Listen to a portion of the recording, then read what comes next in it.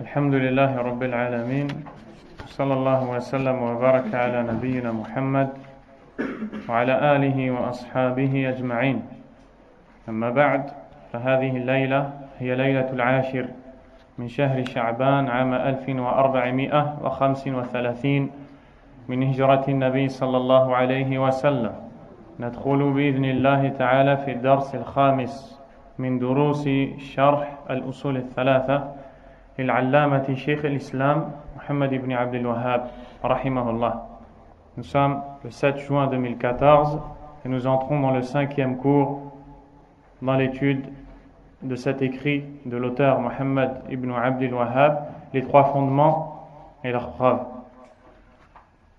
À travers les cours passés, nous avons vu la première introduction, celle dans laquelle l'auteur rahimahullah a cité les 4 points essentiels que toute personne doit impérativement connaître.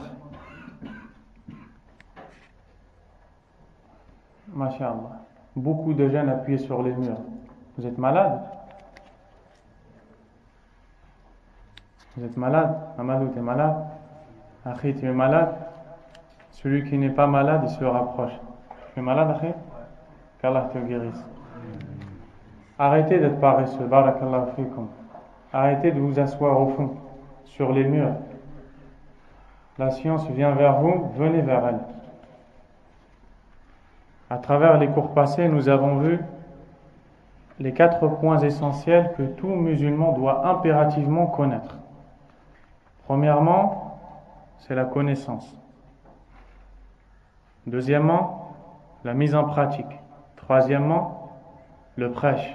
Quatrièmement, l'endurance dans ce chemin. C'est ce sur quoi nous nous sommes arrêtés dans le dernier cours. L'imam Muhammad ibn Abdel Wahhab rahimahullah va entrer dans son écrit dans une deuxième introduction. Il dit: I'lam rahimakallah annahu yajibu ala kulli muslimin wa muslimah ta'allumu hadhihi al-masail al-thalath wal 'amalu bihin. Ce qui veut dire: sache qu'Allah te fasse miséricorde, qu'il est obligatoire pour tout musulman et toute musulmane d'apprendre les 3 points suivants et de les mettre en pratique. Donc, ici l'auteur rahimahullah va nous citer 3 autres choses dont l'apprentissage est obligatoire à chaque musulman et musulmane. Et qui dit obligatoire dit que celui qui le met en pratique sera récompensé. Celui qui le délaisse est dans le péché. Ce qui veut dire que ce qui va suivre, nulle personne n'a le droit de l'ignorer. Car ce sont des points qui fondent l'islam, ou qui sont la base de l'islam. Il va en citer 3. Rahimahullah. Al-Oula, أن الله خلقنا ورزقنا ولم يتركنا هملا بل أرسل إلينا رسولا فمن أطاعه دخل الجنة ومن عصاه دخل النار. والدليل قوله تعالى: إنا أرسلنا إليكم رسولا شاهدا عليكم كما أرسلنا إلى فرعون رسولا فعصى فرعون الرسول فأخذناه أخذا وبيلا. Le premier, Allah Azza wa Jal nous a créés, a subvenu à nos besoins et ne nous a pas laissés à l'abandon. Bien au contraire, il nous a envoyé un messager. Celui qui lui obéit entrera au paradis. Celui qui lui désobéit entrera en enfer. La preuve en est la parole d'Allah tabaraka wa ta'ala, dont la traduction est: nous vous avons bien envoyé un messager, témoin de vos actes et paroles, de la même façon que nous envoyâmes un messager au Pharaon. Le Pharaon désobéit alors au messager et nous l'anéantîmes par un dur châtiment. Dans cette deuxième introduction, l'auteur rahimahullah ta'ala va nous citer un point de la plus haute importance. En effet, il va nous citer que nous ne sommes pas dans ce monde pour faire ce que bon nous semble et que nous ne sommes pas créés pour être des insouciants qui n'ont pas de devoir duquel ils doivent s'acquitter ou qui n'ont pas de but à observer. Le premier, Allah subhanahu wa ta'ala nous a créés donné la subsistance, a subvenu à nos besoins et ne nous a pas laissés à l'abandon. Bien au contraire, il nous a envoyé un messager. Allah subhanahu wa ta'ala nous a créés. Il nous a donné existence après le néant. Ensuite, il nous a donné comme subsistance tout ce dont nous avons besoin. Et après cela, il ne nous a pas laissé à l'abandon, faire ce que l'on veut, faire ce que bon nous semble, subhanahu wa ta'ala. Bien au contraire, après nous avoir donné la vie, la subsistance dont nous avons besoin pour continuer dans cette vie, il nous a envoyé un messager qui est venu nous enseigner le but de notre existence et qui est venu nous montrer que les chemins se divisent en deux, celui du paradis, celui qui mène à la satisfaction d'Allah subhanahu wa ta'ala, et celui qui mène en enfer. Et vous allez voir que ce point-là va être une introduction aux deux autres points qui vont suivre, et ces trois points forment ensemble une introduction. Tout cela afin de rentrer préparé ou prêt dans les trois fondements en détail, avec les versets du Coran et les hadiths du prophète sallallahu alayhi wa sallam. Allah subhanahu wa ta'ala nous a créés pour une sagesse ultime, sans précédent. Une sagesse dans laquelle il y a la réussite de chacun d'entre nous. Une sagesse qui nous accorde la réussite dans tout ce que l'on entreprend. Une réussite dans ce bas monde, une réussite dans l'au-delà, quand on sera ressuscité à Allah. Et cette sagesse n'est autre que l'adoration d'Allah Azza wa Jal. Il est malheureux aujourd'hui de voir que des musulmans ne savent pas répondre à la question « Pourquoi est-ce que tu es créé ?» Subhanallah. Comment hésiter lorsqu'on te pose cette question qui est le but de ta vie? Si tu poses cette question et essaie, tu verras, à beaucoup de musulmans, tu verras que pas mal d'entre eux te répondront qu'ils ne savent pas pourquoi est-ce qu'ils sont créés. Et c'est une chose qui est catastrophique. Le but de ta vie, tu l'ignores. Et c'est pour ça que le cheikh, rahimahullah, a cité ce point ici. Parce que toute personne qui doit se soumettre à Allah Azza wa Jal, pour se soumettre à Allah, pour suivre le prophète sallallahu alayhi wa sallam, elle doit d'abord avoir dans le cœur cette base qu'elle ne vit que pour l'adoration d'Allah, qu'elle n'a été créée que pour l'adoration d'Allah. La personne qui a cette conviction ancrée dans le cœur va accepter facilement tout ce qui vient d'Allah Azza wa Jal.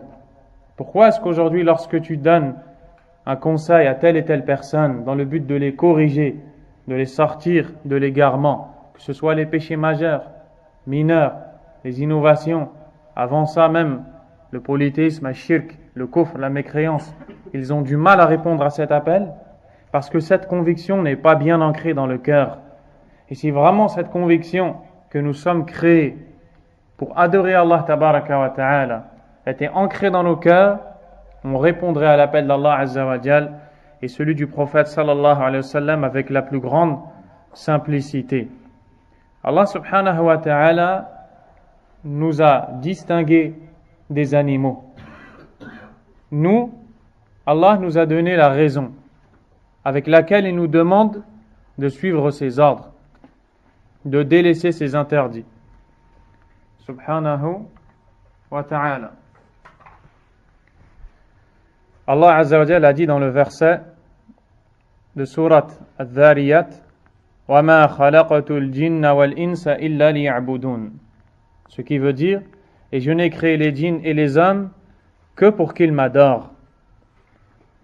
Certains savants ont dit ma'na liya'budun ay liyuwahhidun, c'est-à-dire que pour qu'ils m'adorent veut dire que pour qu'ils m'unifient d'un culte sincère, qu'ils ne vouent le culte qu'à Allah seul, sans associé, qu'ils montrent, qu'ils manifestent, qu'ils mettent en pratique ce qu'implique le monothéisme pur.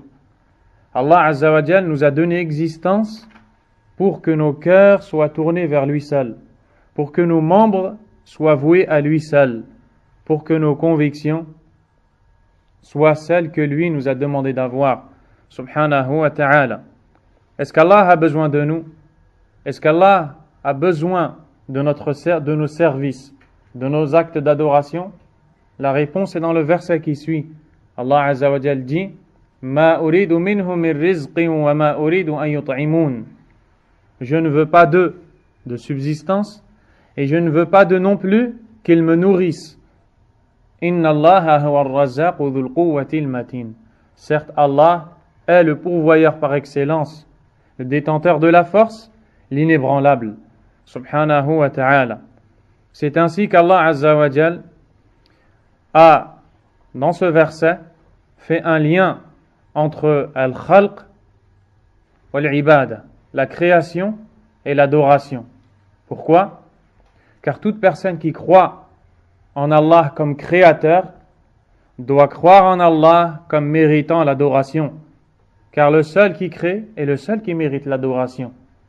Allah subhanahu wa ta'ala, dans de nombreux versets du Coran, nous cite ce qui fait référence au fait qu'il est le seul créateur, le seul qui donne la subsistance, le pourvoyeur, le seul qui donne la vie, la mort, il guide qui il veut, il égare qui il veut.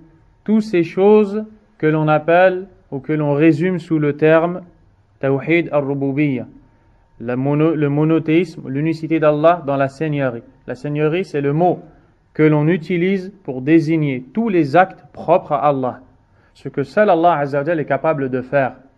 Beaucoup sont ceux qui approuvent ce premier point du monothéisme et qui reconnaissent qu'Allah est le seul créateur, le seul pourvoyeur, le seul à octroyer la subsistance, le seul à guider, à égarer. Et c'est pourquoi Allah Azza wa Jal utilise cet argument qui est reconnu par la plupart des gens pour ensuite les appeler à la deuxième chose que beaucoup de gens ne reconnaissent pas, le fait qu'il est le seul à mériter l'adoration. Ici Allah nous dit: je n'ai créé les djinns et les hommes que pour qu'ils m'adorent. C'est-à-dire, si je suis le seul à les avoir créés, si c'est ce en quoi vous croyez, alors sachez que je suis le seul méritant l'adoration. On le retrouve dans Surat Al-Baqarah, le verset 21. Allah subhanahu wa ta'ala dit: Ya ayyuhan nas, u'budu rabbakum, alladhi khalaqakum, walladhina min qablikum, la'allakum tattaqun. Ô vous les gens, adorez votre Seigneur, celui qui vous a créé, ainsi que ceux qui vous ont précédés, ainsi atteindrez-vous la piété.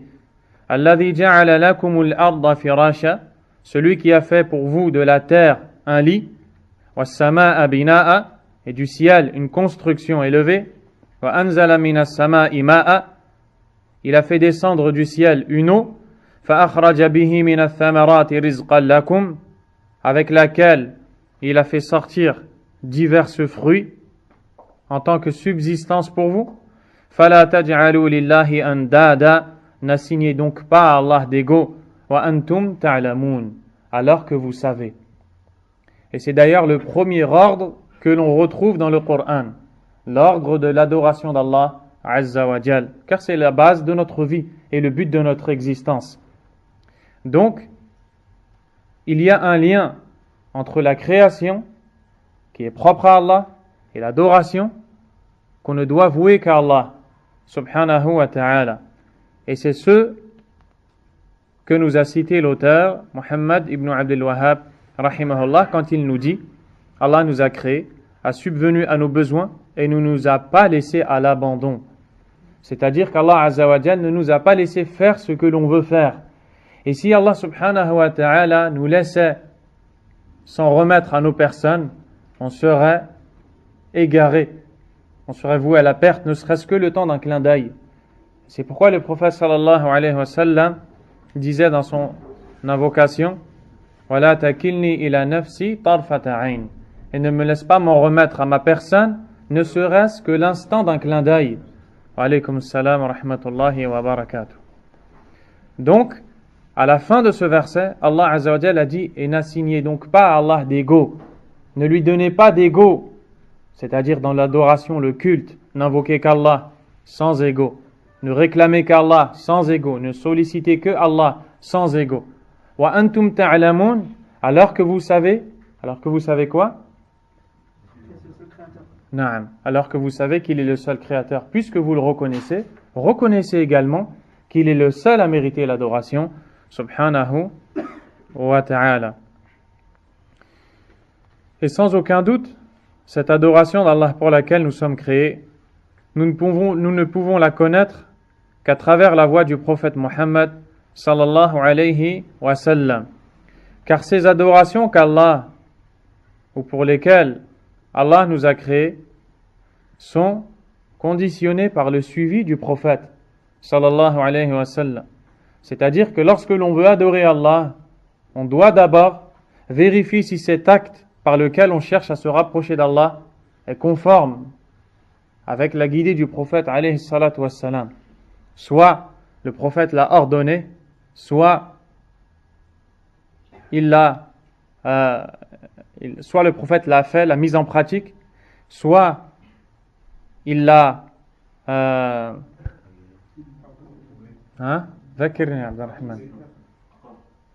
soit le prophète alayhi salatu wassalam l'a mise en pratique, soit il l'a dit, ou bien il l'a approuvé, sallallahu alayhi wa sallam. Et c'est pourquoi ici il nous donne cette introduction. Vous allez voir qu'après il va nous dans le deuxième point, il va nous parler de l'importance du suivi du prophète sallallahu alayhi wa sallam dans cette adoration pour laquelle nous sommes créés. Ceci étant dit, Allah subhanahu wa ta'ala a d'ailleurs défié les kuffars de Quraysh qui ne croyaient pas ou qui refusaient de reconnaître que le seul qui a le droit au culte était Allah subhanahu wa ta'ala. Allah azza wa jalla leur a dit Am khuliqu min ghayri shay'in am humul khaliqun, ce qui veut dire, et ce verset se trouve dans la sourate At-Tur, c'est la sourate 52 du Coran. Ont-ils été créés à partir de rien, ou sont-ils eux-mêmes les créateurs? Cheikh Suleiman hafidhahullah wa waffaqah a commenté ce verset et a dit Imma anna khuliqna min ghayri shay wa imma anna nahnu al-khaliqun wal amrani batilan aqla falam yabqa illa anna Allah azza wa jalla huwa alladhi khalaqana subhanahu wa ta'ala. Il dit, ce partage que l'on trouve dans le Coran, est-ce qu'ils ont été créés à partir de rien? Ou bien, sont-ils les créateurs? Ce sont deux choses qui sont impossibles, que la raison n'accepte pas. Il reste donc une seule chose, c'est que c'est Allah subhanahu wa ta'ala qui les a créés. Est-ce qu'ils se sont créés, est-ce qu'ils sont venus à l'existence à partir de rien, sans la création du Créateur? Non. Il reste une deuxième chose. Est-ce qu'ils sont eux-mêmes les créateurs? Non. Quelle est la troisième chose? Allah subhanahu wa ta'ala les a créés. Donc c'est ainsi qu'Allah les appelle à l'islam. Et ce verset a été la cause de la conversion à l'islam d'un compagnon qui s'appelle Jubayr ibn Mut'im, radiyallahu anhu, qui vient un jour voir le prophète sallallahu alayhi wa sallam pour une requête qu'il avait en étant mécréant. Il voit le prophète alayhi salatu wa sallam en train de réciter dans la prière cette sourate. Lorsqu'il écoute les versets, il les médite. Quand le prophète arrive à ce verset, Jubayr radiyallahu anhu dit que ce fut le moment où la foi s'est installée dans son cœur.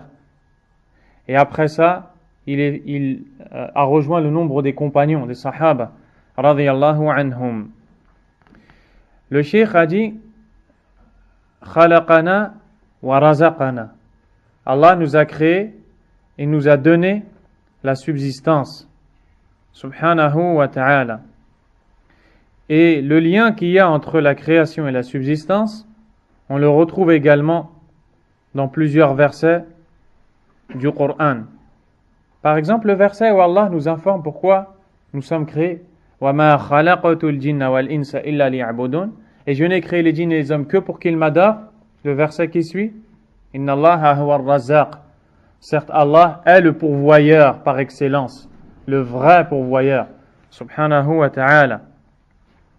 Tout cela dans le but de nous appeler à son adoration, subhanahu wa ta'ala. Allah ne nous a pas laissés à l'abandon, sans ordre, sans devoir, sans interdit, vivre comme des bestiaux, comme des insouciants, des gens qui n'ont pas de but.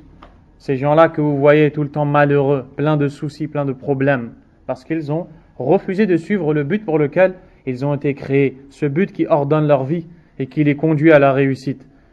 Allah subhanahu wa ta'ala a dit dans le Coran, أَفَحَسِبْتُمْ أَنَّمَا خَلَقْنَاكُمْ عَبَثًا وَأَنَّكُمْ إِلَيْنَا لَا تُرْجَعُونَ. Dans ce verset, dans les contextes des versets suivants, on voit qu'Allah Azza wa Jal nous parle de ce qui adviendra des gens de l'enfer lorsqu'ils seront dans le châtiment d'Allah subhanahu wa ta'ala. Ces gens qui sur terre pensaient qu'ils n'étaient pas créés pour un but, ou refusaient d'admettre le but pour lequel ils étaient créés.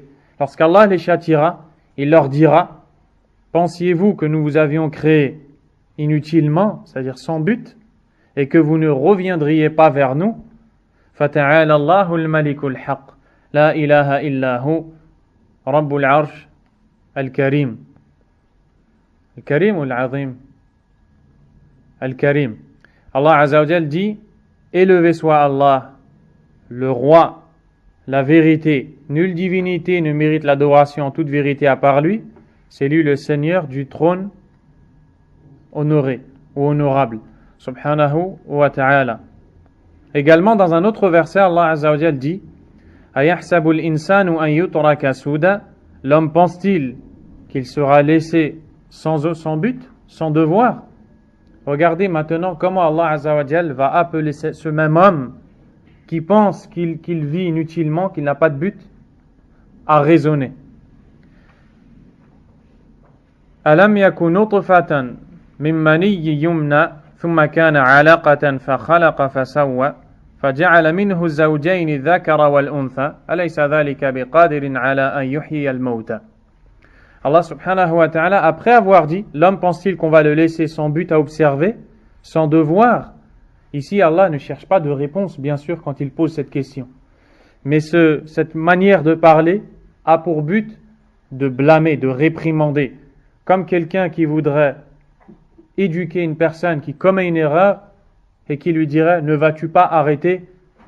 Il n'attend pas de cette personne une réponse, mais il veut, avec cette question, corriger cette personne, lui donner l'ordre d'arrêter. Ici, Allah subhanahu wa ta'ala dit: l'homme pense-t-il qu'on va le laisser sans but à observer? Puis, il fait en sorte que l'homme se remémore l'état dans lequel il était lorsqu'il n'était pas encore un homme et qu'il était dans le ventre, dans l'utérus de la mère.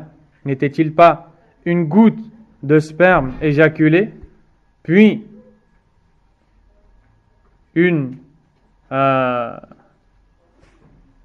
donne-moi le mushaf, on traduit.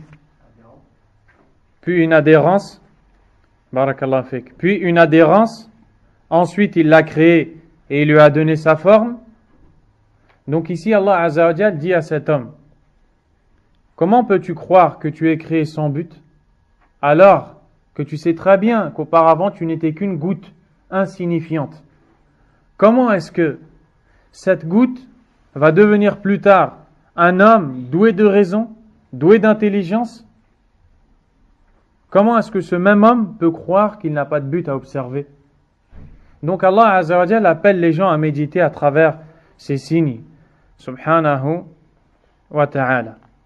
Ensuite, le Cheikh rahimahullah a dit: Bal arsala ilayna rasula. Allah ne nous a pas laissé à l'abandon, il nous a envoyé un messager. Sallallahu alayhi wa sallam. Celui qui lui obéit entrera au paradis, celui qui lui désobéit entrera en enfer. Puis il a cité comme preuve ce verset où Allah Azza wa Jal dit ce qui veut dire: certes, nous vous avons envoyé un messager, témoin de vos actes et paroles, de la même façon que nous envoyâmes un messager à Fir'aun. Fir'aun désobéit alors au messager et nous l'anéantîmes par un dur châtiment. De quel messager est-ce qu'Allah parle dans ce verset? De Moussa alayhi salam. C'est bien. Pourquoi est-ce qu'Allah Azza wa Jal nous donne cette information que peut-être on a lu plusieurs fois? Pourquoi est-ce qu'Allah Azza wa Jal nous dit on vous a envoyé un messager témoin de vos faits et gestes, tout comme nous avons envoyé un messager à Pharaon. Pharaon a désobéi au messager et nous l'anéantîmes par un dur châtiment. Exactement. Pour avertir les polythéistes de l'époque. C'est-à-dire, pour leur dire, attention, vous savez que j'ai envoyé un messager à Pharaon. Pharaon n'a pas voulu le suivre. Il fut châtié d'un châtiment douloureux. C'est la même chose qui vous attend si vous conduisez comme Pharaon qui n'a pas suivi son messager. Aujourd'hui, je vous envoie un autre messager. Soit vous lui obéissez et vous réussirez, ou bien vous lui désobéissez et alors vous aurez le même sort qu'a eu Pharaon. Et vous savez que Pharaon a été châtié par Allah subhanahu wa ta'ala dans ce bas monde. Et le châtiment qu'il a eu dans ce bas monde n'est rien devant celui qu'il aura lorsqu'il rencontrera Allah subhanahu wa ta'ala. Le prophète sallallahu alayhi wa sallam, qui a été envoyé par Allah, est un immense don d'Allah pour nous les musulmans, car c'est le sceau des messagers, c'est le dernier prophète, c'est un grand bienfait d'Allah subhanahu wa ta'ala. Il est venu nous enseigner la sagesse, nous purifier, nous avertir, nous annoncer la bonne nouvelle, nous guider vers le droit chemin d'Allah. Sa sunna, c'est la guidée d'Allah.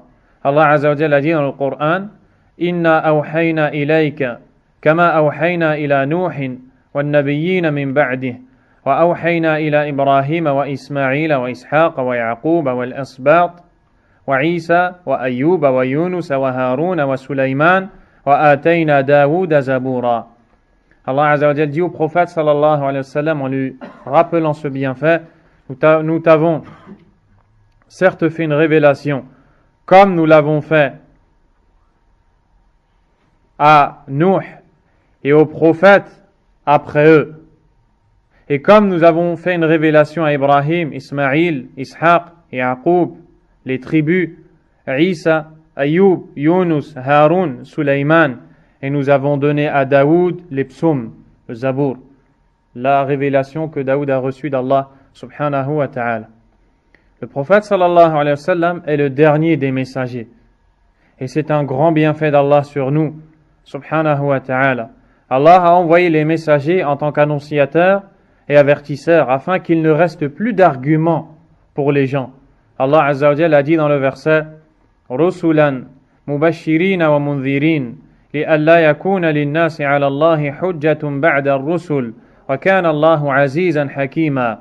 Des messagers que nous avons envoyés comme avertisseurs, comme annonciateurs et avertisseurs, afin que les gens n'aient plus d'arguments devant Allah après l'envoi des messagers. Et certes, Allah est tout puissant et sage. Ainsi, Allah subhanahu wa ta'ala nous enseigne que le but de l'envoi de ces messagers, c'est de guider les gens, et aussi qu'il n'ait plus d'arguments. Donc après l'envoi des messagers, personne ne pourra dire qu'il est ignorant ou qu'il ne savait pas. Maintenant, comment est-ce qu'on doit se conduire devant ce messager qui nous a été envoyé? C'est ce qu'il nous dit en nous disant فَمَنْ أَطَاعَهُ دَخَلَ الْجَنَّةِ وَمَنْ عَصَاهُ دَخَلَ النَّارِ. Celui qui lui obéit entrera en enfer, celui qui lui désobéit entrera au paradis, celui qui lui désobéit entrera en enfer. La voie du prophète sallallahu alayhi wa sallam est la voie du paradis. Celui qui la suit entrera au paradis. Celui qui dévie de cette voie, que ce soit en sortant de l'islam, en sortant du tawhid, du monothéisme, en donnant l'adoration à un autre qu'Allah Azza wa Jal, entre en enfer et n'en sortira jamais. Et celui qui sort de la voie du prophète sallallahu alayhi wa sallam tout en restant dans la sphère de l'islam, mais en quittant les enseignements du prophète, en rejoignant les innovations et les innovateurs, il risque également l'enfer, même s'il est musulman. Si ce n'est que, s'il meurt musulman, il n'aura pas l'enfer éternel. Quoi qu'il en soit, celui qui désobéit au prophète sallallahu alayhi wa sallam et qui refuse de le suivre et de se conformer à sa voie, il risque l'enfer. Allah subhanahu wa ta'ala nous a envoyé ce prophète qui n'a pas laissé un seul bien sans nous l'enseigner, un seul mal sans nous mettre en garde contre ce dernier. Alayhi salatu wassalam. Il nous a éduqués, il nous a guidés, il nous a transmis le savoir, sallallahu alayhi wa sallam. Ainsi, nous devons lui obéir, nous devons le suivre, nous devons suivre ses ordres, ses enseignements. Allah subhanahu wa ta'ala dit dans le Coran: wa ati'u Allah wa rasul la'allakum turhamun. Et obéissez à Allah et aux messagers, ainsi il vous sera fait miséricorde. L'obéissance d'Allah subhanahu wa ta'ala et l'obéissance du prophète sallallahu alayhi wa sallam représentent la voie vers la miséricorde d'Allah. Celui qui veut qu'Allah lui fasse miséricorde doit obéir à Allah et au prophète sallallahu alayhi wa sallam. Et toute personne qui est en dessous du messager d'Allah alayhi salatu wa sallam et qui a l'autorité doit être obéie dans cette autorité qu'elle a tant qu'elle ne donne pas un ordre qui est une désobéissance à Allah subhanahu wa ta'ala. Que cette personne soit les parents, le gouverneur ou toute autre personne qui détient un commandement sur une autre. Allah subhanahu wa ta'ala dit: Ya ayyuhalladhina amanu ati'u Allah wa ati'u ar-rasul wa ulil amri minkum. Ô vous qui avez cru, obéissez à Allah et obéissez aux messagers ainsi qu'à ceux qui détiennent l'ordre ou le commandement parmi vous. Voyez qu'ici Allah subhanahu wa ta'ala a cité 2 fois l'obéissance, l'ordre. Obéissez à Allah, obéissez aux messagers. Ensuite, il n'a pas dit et obéissez à ceux qui détiennent l'ordre, mais il dit ainsi qu'à ceux qui détiennent l'ordre. Pourquoi? Pour nous dire que cette troisième obéissance citée dans le verset dépend de l'obéissance d'Allah et du prophète sallallahu alayhi wa sallam. C'est-à-dire, par exemple, tu te dois d'obéir à tes parents. Tes parents détiennent l'ordre. Mais ici, bien sûr, dans ce verset, en premier lieu, ceux qui sont visés sont les savants et les gouverneurs musulmans qui donnent des ordres qui ne contredisent pas les ordres d'Allah azza wa jal. Ces gens-là à qui nous devons l'obéissance, nous leur devons l'obéissance dans la limite de l'obéissance d'Allah et du prophète sallallahu alayhi wa sallam. À ce moment-là, s'ils nous donnent un ordre qui contredit ce qu'Allah nous demande de faire, on n'a pas le droit d'obéir. Le prophète sallallahu alayhi wa sallam a dit: على المرء المسلم السمع والطاعة ما لم يؤمر بمعصية فإن أمر بمعصية فلا سمع ولا طاعة. Il incombe à l'individu musulman l'écoute et l'obéissance tant qu'on ne lui ordonne pas une désobéissance. Si on lui ordonne une désobéissance, alors nulle écoute et nulle obéissance. Ça, c'est la règle fixée par Allah subhanahu wa ta'ala. Donc, l'obéissance du prophète sallallahu alayhi wa sallam est une obéissance d'Allah en vérité et une preuve que l'on aime Allah. À un point où, lorsque les gens ont prétendu qu'ils aimaient Allah subhanahu wa ta'ala, Allah a révélé ce verset qui a été surnommé par les gens de science Ayatul Mihna, le verset du test. قل إن كنتم تحبون الله فاتبعوني يحببكم الله ويغفر لكم ذنوبكم والله غفور رحيم. Sourate Ali Imran. Dis, si vraiment vous aimez Allah, suivez-moi donc. Ainsi Allah vous aimera et vous pardonnera vos péchés. Et Allah est pardonneur et miséricordieux. Subhanahu wa ta'ala. Donc, vous voyez ici que il n'est pas question de prétention, mais plutôt d'acte. Toute personne qui dit j'aime Allah, mais qui ne suit pas après le prophète sallallahu alayhi wa sallam, a un manque dans cette prétention qu'elle a, ou dans cette foi qu'elle a en Allah, ou cet amour qu'elle a pour Allah subhanahu wa ta'ala. Dans le cas où cette personne est croyante, dans le cas où elle ne suit pas du tout le prophète sallallahu alayhi wa sallam, car elle n'est pas croyante, alors ici elle n'a aucun amour pour Allah subhanahu wa ta'ala. On ne peut donc obéir à Allah qu'en obéissant au prophète sallallahu alayhi wa sallam. Allah Azza wa Jalla a dit وَمَنْ يُطِعِ اللَّهَ وَرَسُولَهُ يُدْخِلْهُ جَنَّاتٍ تَجْرِي مِنْ تَحْتِهَا الْأَنْهَارُ خَالِدِينَ فِيهَا وَذَلِكَ الْفَوْزُ الْعَظِيمُ. Et celui qui obéit à Allah et à son messager, il le fera entrer dans des jardins sous lesquels coulent des ruisseaux, il y demeurera et ils y demeureront éternellement, et ceci est l'immense victoire. Également, le prophète sallallahu alayhi wa sallam a dit dans le hadith rapporté par Al-Bukhari et Muslim: Man ata'ani faqad ata'a Allah, wa man asani faqad asa Allah. Celui qui m'obéit a obéi à Allah, et celui qui me désobéit a désobéi à Allah. Et le prophète sallallahu alayhi wa sallam a également dit dans le hadith qui est rapporté par l'imam Al-Bukhari: Kullu ummati yadkhuluna al-jannah illa man aba. Tous les gens de ma communauté entreront au paradis, sauf celui qui s'y refuse. Qila wa man ya'ba ya Rasulallah. Les compagnons ont dit: mais qui peut donc refuser l'entrée au paradis au messager d'Allah? Le prophète sallallahu alayhi wa sallam leur a dit: Man ata'ani dakhala al-jannah wa man asani dakhala an-nar. Celui qui m'obéit entrera au paradis, et celui qui me désobéit entrera au feu. Et dans une autre version authentique, wa man asani faqad aba. Et celui qui me désobéit a refusé. Il a donc refusé d'entrer au paradis. Donc, ici le Cheikh rahimahullah a voulu nous montrer l'importance de l'obéissance au prophète sallallahu alayhi wa sallam.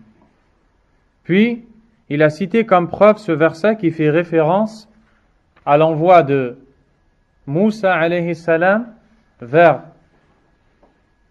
le transgresseur, un des pires ennemis d'Allah, Fir'aun, dans le but de l'appeler à l'adoration d'Allah subhanahu wa ta'ala. Et vous connaissez tous, approximativement au minimum, l'histoire de Moussa alayhi salam.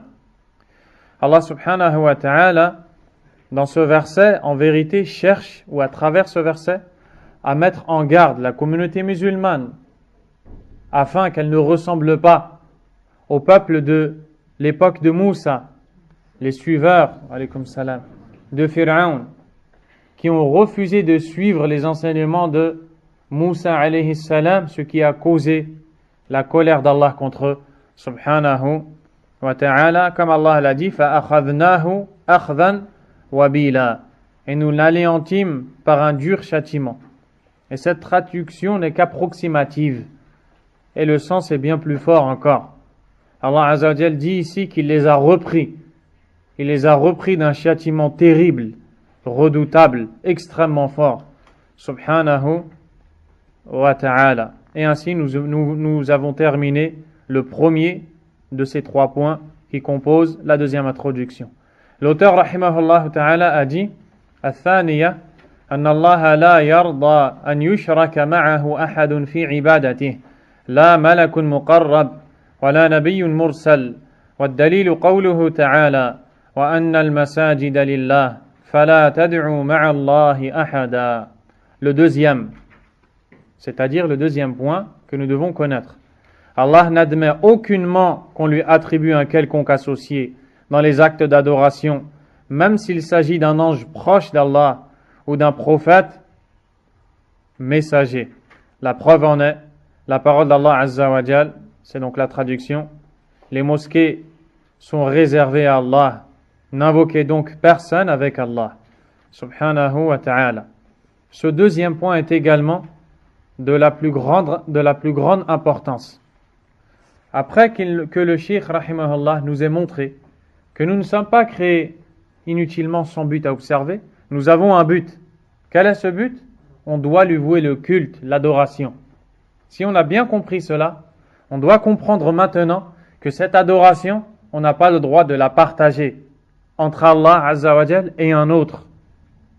Car comme l'a dit Ibn Abbas radiyallahu anhuma dans l'explication du verset: et je n'ai créé les djinns, les hommes que pour qu'ils m'adorent, c'est-à-dire que pour qu'ils m'unifient, qu'ils m'adorent d'un culte sincère, qu'ils m'adorent seul. Donc si c'est pour ça qu'on a été créé, pour adorer Allah, on doit savoir qu'Allah Azza wa Jal n'admet en aucun cas qu'on lui donne ou qu'on lui attribue un associé. Un associé dans quelle chose? Dans l'adoration, dans l'invocation. en demandant à un autre qu'Allah ce qu'on ne doit demander qu'à Allah Azza wa Jal. Ceux qui demandent à un autre qu'Allah la guérison, chose que seul Allah est capable de donner, la réussite, la subsistance et toutes ces choses-là, la bénédiction, la baraka et toutes ces choses-là. Celui qui sait qu'il a été créé pour adorer Allah doit savoir que s'il adore Allah Azza wa Jal et qu'il adore en même temps quelqu'un d'autre, cette première adoration est nulle. Elle devient caduque. Allah subhanahu wa ta'ala la rejette.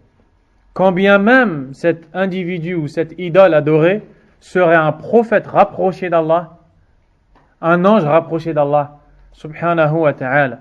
Le prophète Mohammed sallallahu alayhi wa sallam, ou bien les autres prophètes, l'ange Jibril alayhi salam, ou les autres anges. Que dire alors de ceux qui sont bien en dessous du prophète alayhi salatu wassalam, ou des anges, et qui sont bien moins aimés d'Allah que le prophète alayhi salatu wassalam, ou les anges?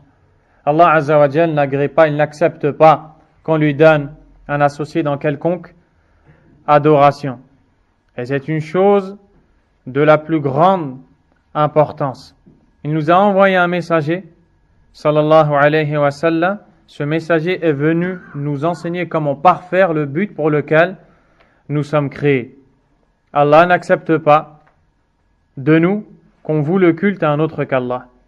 Et le verset qu'il a cité ici, وَأَنَّ الْمَسَاجِدَ لِلَّهِ فَلَا تَدْعُوا مَعَ اللَّهِ أَحَدًا. Et je vais laisser le mot en arabe et l'expliquer, incha'Allah.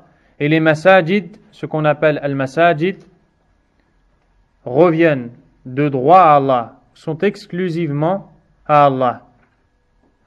N'invoquez donc personne avec Allah. Le mot masajid, dans la langue arabe, est le pluriel du mot masjid.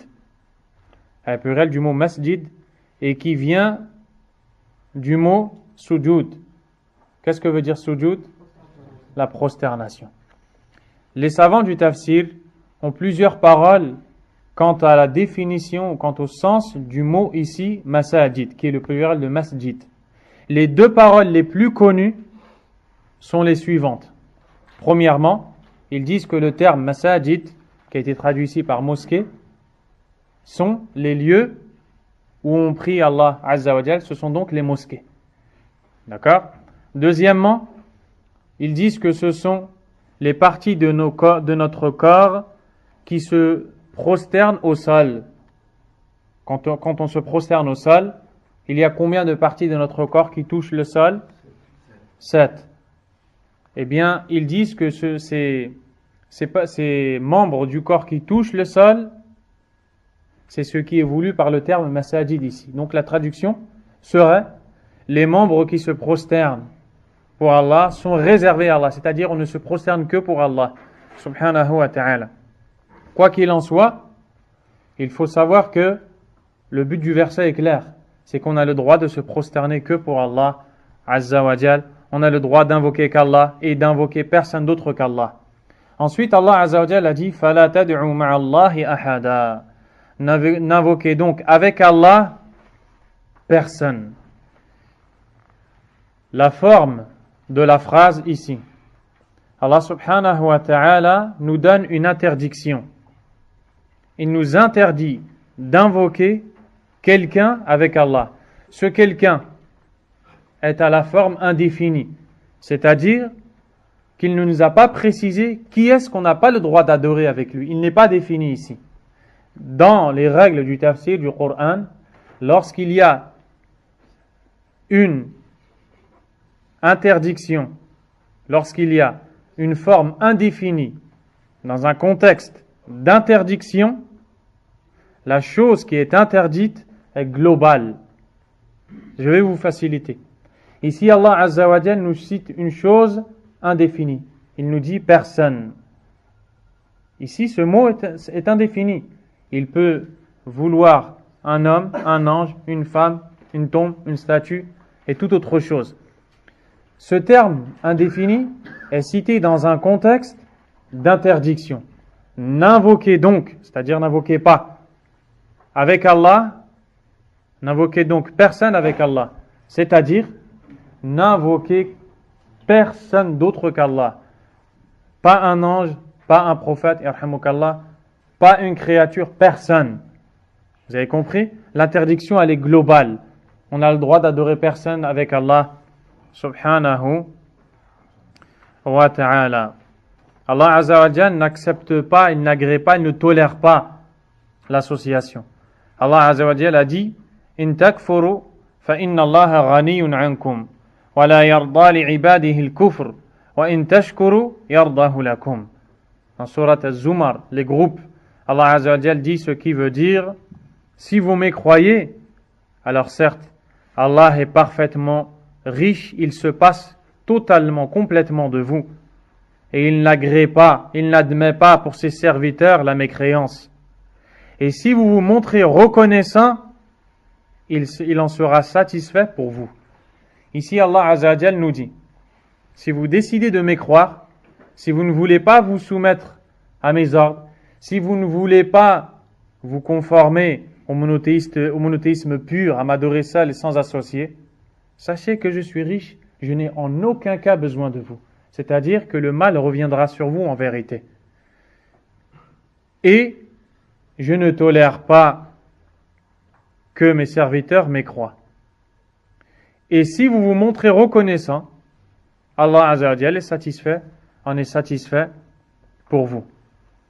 Et donc c'est le deuxième point que l'auteur a cité, rahimahullah ta'ala, et les détails vont arriver rapidement, inshallah.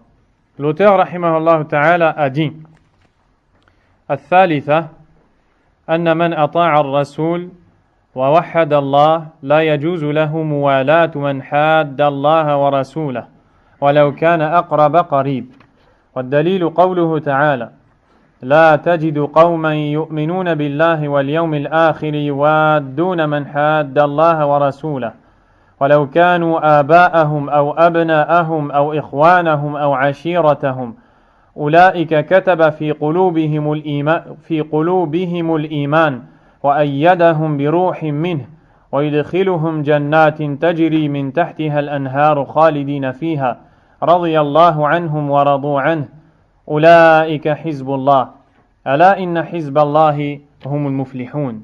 Le troisième, celui qui obéit au messager et adore Allah uniquement n'a pas le droit d'être l'allié de celui qui renie Allah et son messager, même s'il s'agit de son plus proche parent. La preuve en est la parole d'Allah subhanahu wa ta'ala, c'est la traduction: tu ne trouveras jamais ceux qui croient en Allah et au jour dernier aimer ceux qui renient Allah et son messager, même s'il s'agit de leurs propres enfants, de leurs propres parents, de leurs enfants, de leurs frères ou de leurs proches. Ceux-là, Allah a inscrit la foi dans leur cœur et les soutient d'un esprit émanant de lui. Il les fera entrer dans des jardins sous lesquels coulent des ruisseaux. Il sera satisfait d'eux et ils seront satisfaits de lui. Tels sont les partisans d'Allah. Les partisans d'Allah connaîtront vraiment la réussite. Souvenez-vous des deux points. Alaykoum salam. Le premier point, nous sommes créés pour adorer Allah Azza wa Jalla. Le deuxième point, nous devons suivre le prophète sallallahu alayhi wa sallam. Maintenant, c'est comme si qu'il nous dit: vous qui avez compris pourquoi vous êtes créés, pour adorer Allah, qui est-ce que vous devez suivre? Le prophète sallallahu alayhi wa sallam. Qu'est-ce qui découle de cette croyance? Vous venez de voir qu'Allah n'agrée pas, ne tolère pas le shirk, le polythéisme. Vous venez de voir qu'Allah n'est pas satisfait de vous si vous adorez un autre que lui. Qu'en est-il maintenant des partisans du polythéisme? Qu'en est-il de ceux qui commettent l'association? Vous savez comment vous conduire devant l'association. Comment devez-vous être devant les associateurs? Ceux qui n'adorent pas Allah ou qui adorent un autre qu'Allah subhanahu wa ta'ala. Celui qui obéit à Allah, au messager, et adore uniquement Allah, ici il cite les deux points qu'il a cités précédemment, n'a pas le droit d'être l'allié de celui qui renie Allah et son messager, même s'il s'agit de son plus proche parent. Et sachez que la question soulevée ici par l'auteur, rahimahullah, est un fondement essentiel des fondements du dogme islamique, de la croyance de l'islam. Il est appelé en arabe al-wala ou al-bara, c'est-à-dire l'alliance et le désaveu. L'alliance et le désaveu, ce point en lui-même est une croyance, est un fondement de l'islam. Le croyant doit être l'allié de ceux qui sont les alliés d'Allah. Il doit se désavouer de ceux dont Allah Azza wa Jal s'est désavoué. Il doit aimer celui qu'Allah aime et ceux qu'Allah aime, tout comme il doit détester celui qu'Allah déteste et ceux qu'Allah Azza wa Jal déteste. Car c'est ce qui découle de la véritable foi. Celui qui aime Allah Azza wa Jal et qui aime le prophète sallallahu alayhi wa sallam plus que quiconque doit aimer ce que le prophète a aimé et doit détester ce que le prophète sallallahu alayhi wa sallam a détesté. Ce point-là s'appelle l'alliance et le désaveu, al-wala ou al-bara. Et il fait partie des points à travers lesquels le croyant met en pratique ou concrétise ou réalise véritablement le monothéisme, l'unicité d'Allah subhanahu wa ta'ala. Donc, après nous avoir parlé de l'obligation d'adorer Allah, de suivre le prophète sallallahu alayhi wa sallam, qu'en est-il de ceux qui adorent un autre qu'Allah? Allah subhanahu wa ta'ala n'accepte pas que le croyant prenne pour allié quelqu'un qui n'est pas un croyant, quelqu'un qui mécroit en Allah, quelqu'un qui adore un autre qu'Allah, qui renie Allah subhanahu wa ta'ala. Et comment prendre en allié quelqu'un qui renie ton Créateur, celui qui t'a donné tous les bienfaits dont tu jouis et tu disposes, celui qui nous a donné la vie? Tu vois une personne qui vit dans ce bas monde, qui mange des bienfaits d'Allah, qui jouit de la santé qu'Allah lui a donnée, de la subsistance qu'Allah Azza wa Jal lui a octroyée, de la vie qu'elle a. Elle nage dans les bienfaits d'Allah subhanahu wa ta'ala, et ensuite, elle n'est pas reconnaissante envers Allah. Elle adore un autre qu'Allah, elle mécroit en Allah. Penses-tu qu'Allah Azza wa Jal va aimer une telle personne? Impossible. Et donc, celui qu'Allah n'aime pas, le croyant n'a pas le droit de l'aimer. Et certes, Allah Azza wa Jal a dit dans le Coran, Innahu la yuhibbul kafirin. Certes, il n'aime pas les mécréants. Subhanahu wa ta'ala. Ensuite, pourquoi est-ce que l'auteur, rahimahullah, a cité cette première phrase? Celui qui obéit au messager d'Allah et adore Allah uniquement, ensuite il donne ce que on a comme devoir en tant que quelqu'un qui croit en Allah et qui suit le prophète alayhi salatu wassalam. Pour deux raisons. Il s'adresse à nous de cette manière pour deux raisons.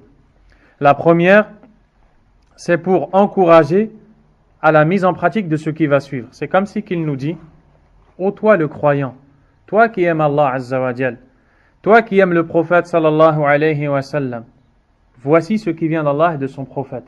Il t'appelle par la foi que tu as dans ton cœur pour t'encourager à mettre en pratique ce qu'il va te dire de faire, qui est ce qui est cité par Allah subhanahu wa ta'ala. Deuxième raison pour laquelle il a cette façon de parler, pour montrer que ce qu'il va citer ici fait partie des implications du tawhid, c'est-à-dire de ce qu'implique le tawhid, le monothéisme, ce qu'impose le monothéisme et ce qu'il implique. Qu'est-ce que ce monothéisme implique? Qu'est-ce que cette croyance en l'unicité d'Allah, qu'est-ce que cette foi en Allah, seul et sans associé, implique et te demande de faire? La réponse n'a pas le droit d'être l'allié de celui qui renie Allah et son messager, même s'il s'agit de son plus proche parent. Ce qui a été appelé ici al-muwalat. Al-muwalat, c'est ce qu'on appelle en français l'alliance. Et ce terme à la base, al-muwalat, vient de...